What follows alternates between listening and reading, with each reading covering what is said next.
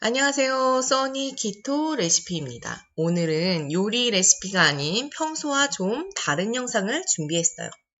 저는 키토제닉 다이어트로 운동 없이 식이요법으로만 감량을 했는데요. 1월 6일 72.5kg. 체중계가 좀 흐릿하게 나왔죠? 그 다음에 4월 25일 59.1kg. 이때 체중계가 사망을 하셔서 이렇게 좋은 체중계를 샀더니 표로 나오더라고요. 이 지점이 59.1kg였는데 이 구간 보세요. 여기 살짝 증량했어요. 제가 술을 한 4번 정도 소주를 그렇게 마셨더니 네, 피치 못할 사정이 있었습니다. 그래서 어쨌든 지금까지 전체 12, 3kg 정도 감량을 했어요. 제가 사진을 공개할까 말까 굉장히 고민을 했는데요. 사진을 올리면 남편이 얼굴 못 들고 다니겠다고도 하고 저도 지인 구독자가 신경이 엄청 쓰이더라고요. 그래서 고민을 했는데 여러분, 저 이번에 구독자 100명 달성했어요. 예! 박수 쳐주세요. 그래서 구독자 100명 달성 기념으로 오픈하기로 했어요. 자, 여기서 멈추지 않고 10kg 정도 더 감량할 건데요. 스스로의 의지를 다진다는 의미도 있고 저를 보시고 좀 더 많은 사람들이 용기 내셔서 건강하게 키토제닉 다이어트 하시길 바라는 마음으로 오픈합니다. 자, 두둥 임신한 거 아닙니다. 감량 후 사진은 영상 끝까지 보시면 나와요. 안구 테러 해서 죄송합니다. 사진은 여기까지 하고요. 먹었던 음식 사진들 보여드리면서 말씀드릴게요. 제가 키토제닉 다이어트로 살을 많이 감량했지만 키토제닉에 대한 전문적이고 의학적인 지식이 있는 것이 아니라서 자세히 언급하는 것은 조심스럽더라고요. 그래서 그냥 제가 먹고 살 뺀 음식 레시피만 올리려고 했어요.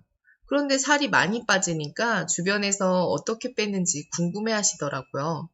그래서 저탄고지 다이어트로 뺐다고 말씀드리면 고기만 먹는 원푸드 다이어트로 오해하시고 그거 하다가 혈관 막혀서 죽는다, 하지 마라 이런 말 많이 하세요. 제 주변만 봐도 아직까지 키토제닉이 뭔지 모르는 사람들이 많더라고요. 그래서 오늘은 1부에서 키토제닉 다이어트가 뭔지 알려드리고 키토제닉에 대한 오해를 풀어드리는 시간을 가져볼게요. 그리고 키토제닉으로 건강이 어떤 변화가 있었는지 말씀드릴 거예요. 2부는 키토제닉을 어떻게 해야 하는지, 무슨 음식을 먹어야 하는지에 대해서 말씀드릴 거고 주의할 점에 대해서도 알려드릴게요. 여러분, 딱 10분만 투자해서 이 영상 끝까지 보시면 인생이 달라질 수 있다고 감히 확신합니다. 죽기 전에 비키니 입어봐야죠, 우리도. 같이 해요, 우리? 자, 그럼 시작할게요. 키토제닉은 저탄고지 당질 제한 ICHF라고도 하는데 조금씩의 차이는 있지만 다 같은 말이에요. 저탄고지라고 하면 말 그대로 저탄수화물 고지방을 먹는 식이요법을 말하는데요. 이렇게 설명드리면 밥 안 먹고 고기만 많이 먹는 식이요법으로 잘못 생각하시는 경우가 많아요. 그게 아니라 저탄고지는 탄수화물을 줄이고 당은 절제하면서 좋은 지방을 섭취하는 삼박자가 모두 갖춰져야 하는 식이요법이라고 생각하시면 됩니다. 우리 몸에서 탄수화물을 에너지로 쓰고 남으면 지방으로 변해서 몸에 축적이 되는데요. 저탄고지를 하면 지방이 에너지원으로 쓰이고 남은 건 다 타버리는 원리를 이용한 거예요. 주식은 고기류인데요. 고기를 많이 먹으면 콜레스테롤이 높아지고 혈관 막혀서 죽는 거 아니냐고 생각하시잖아요. 아닙니다. 콜레스테롤은 세포막을 구성하는 중요한 물질이에요. 여러 호르몬과 담즙산을 만드는데 기본적인 원료로 사용됩니다.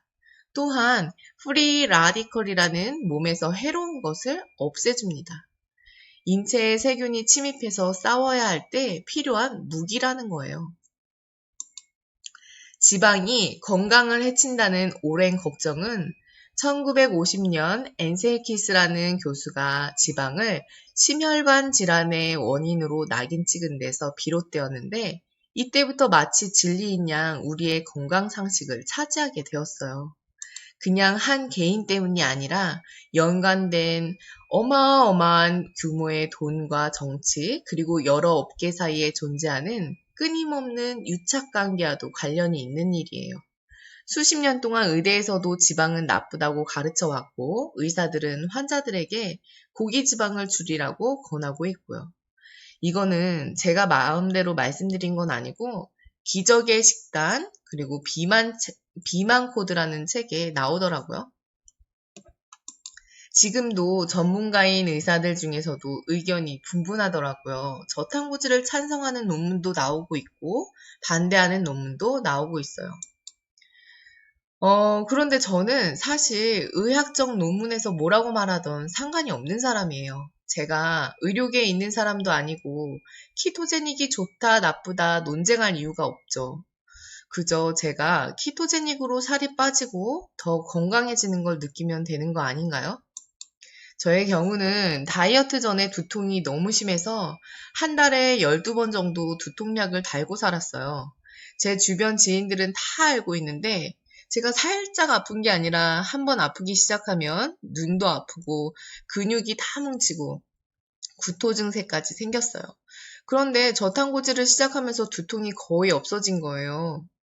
저는 그동안 두통으로 고생해서 MRI며 아니면 다른 기타 검사들도 수십만 원씩 들여서 했었거든요.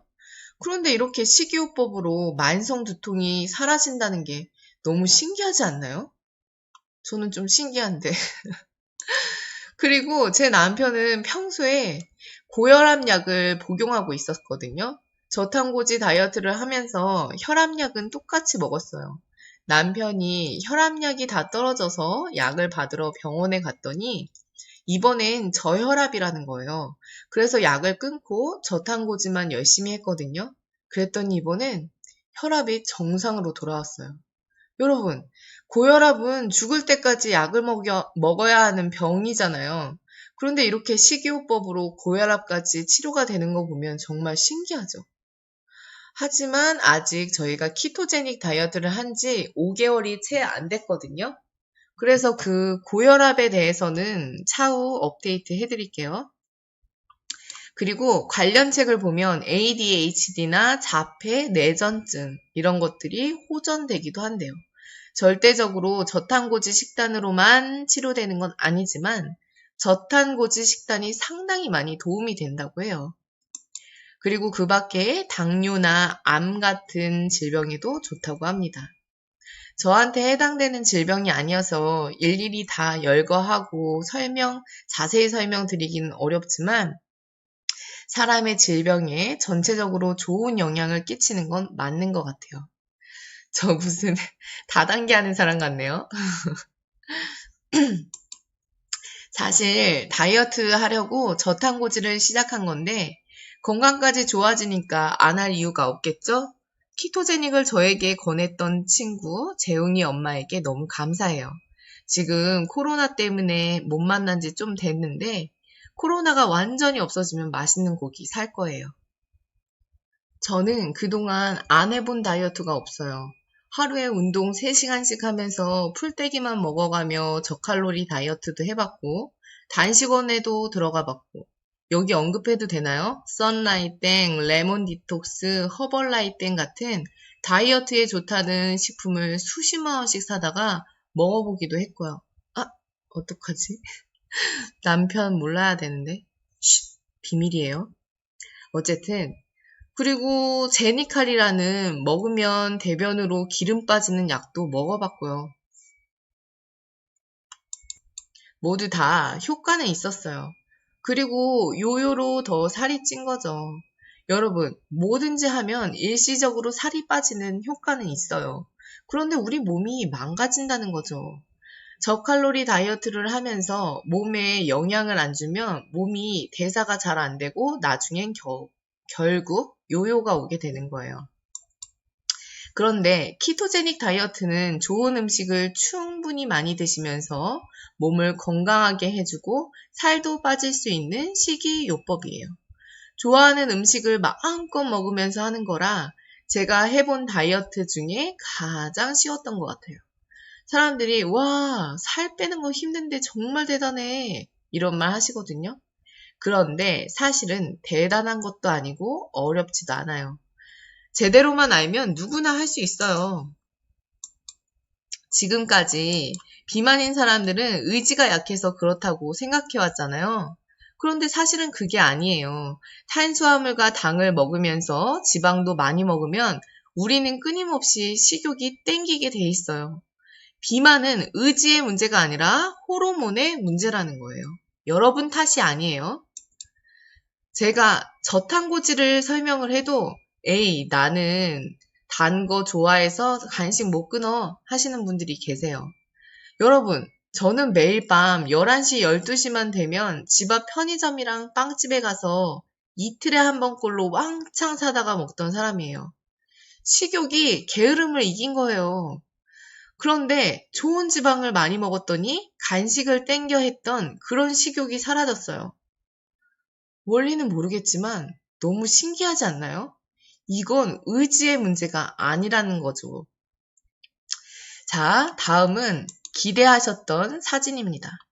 자, 왼쪽이 감량 전, 오른쪽 감량 후. 좀 차이가 있나요? 아직 저는 만족이 되지 않아서 좀 더 감량할 거고요. 이거는 이제 과거에 뚱뚱했을 때, 이것보다 더 뚱뚱할 때도 있었는데, 사진을 사람들이 찍기 싫어하잖아요. 자기가 뚱뚱한 모습이 너무 괴로워서. 그래서 저도 사진이 거의 없는 거예요. 그래서 이 사진 겨우 하나를 구했는데, 이거 딱 하나 있더라고요. 그리고 이거는 최근 모습입니다. 제가 지금 제 모습에 자신이 있어서 올리는 건 아니에요. 앞으로 더 감량을 할 계획이고요. 여러분 어떠세요? 이제 저탄고지에 대한 오해가 좀 풀리셨나요? 다음 영상은 저탄고지를 어떻게 하는지, 뭘 먹어야 하는지에 대한 영상을 남기도록 하겠습니다. 제 영상이 조금이라도 도움이 되었다면 구독과 좋아요 눌러주세요. 키토제닉에 대해서 알려드리고 싶은 게 너무 많아요. 키토제닉 다이어트에 대한 레시피를 올리면서 틈틈이 알려드릴게요. 댓글에 궁금하신 거 있으면 남겨주세요. 안녕.